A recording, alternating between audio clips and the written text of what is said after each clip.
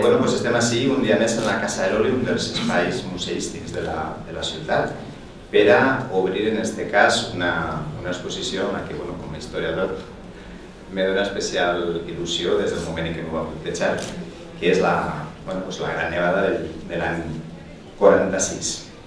Tots els pobles i ciutats tenen grans epopeies en les que d'alguna manera es basa la seva història. Són moments de la història que han servit per pegar d'alguna manera un pas endavant. En la història contemporània de la nostra ciutat, sobretot, n'hi ha dos moments, quan el secà se converteix en regadiu, allò que en la plaça Llaurador tenim dels llauradors que foradant les dures penyes fan traure al sol les aigües, i la segona és la industrialització de la ciutat. D'alguna manera, aquesta epopeia ens diu que les grans gelades, la del 46 i després la del 56, van ser claus perquè els empresaris de Vila-real pensaren que la taronja no havia de ser l'única font de riquesa d'aquest poble i pensaren en la indústria taulellera.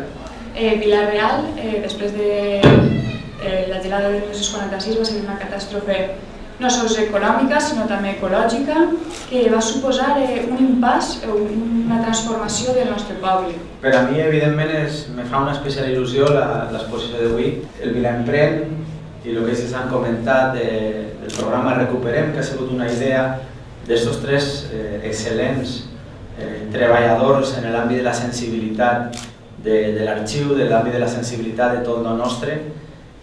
Sobretot, parlar després d'historiadors és complicat, perquè el propi regidor ja se dedica a parlar d'història, ells tenen molt de coneixement en tota aquesta matèria, però jo sí que voldria aportar l'element, primera, d'aquesta frase que m'agrada dir moltíssimes vegades, que és que el que sembra replega, no?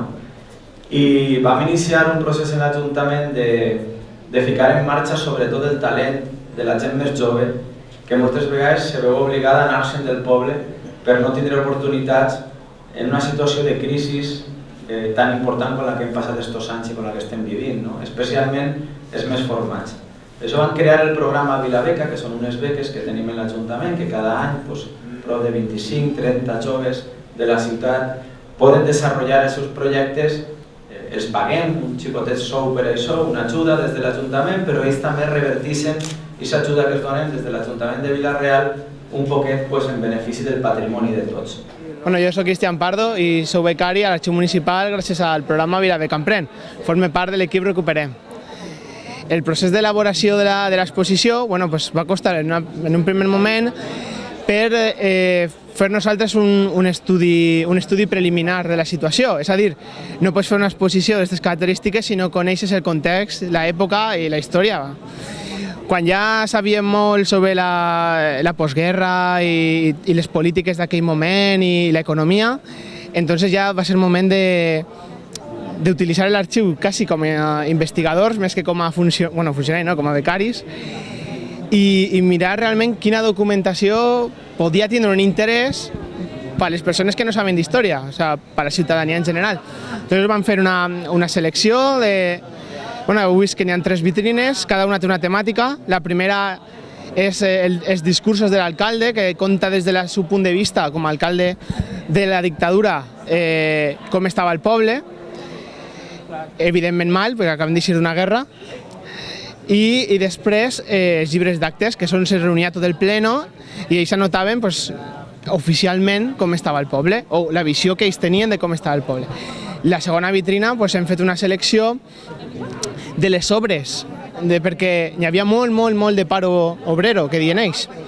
Entonces van fer com una espècie de polítiques de millorar les aceres, el clavegueram, i així donaven un jornal a gent que no tenia feina. La veritat és que no és que fos això una revolució, no va llevar el paro, l'atur, ni molt menys, però algo va fer, i hi ha alguns carrers que fins fa molt poc encara tenien la pavimentació d'aquell moment.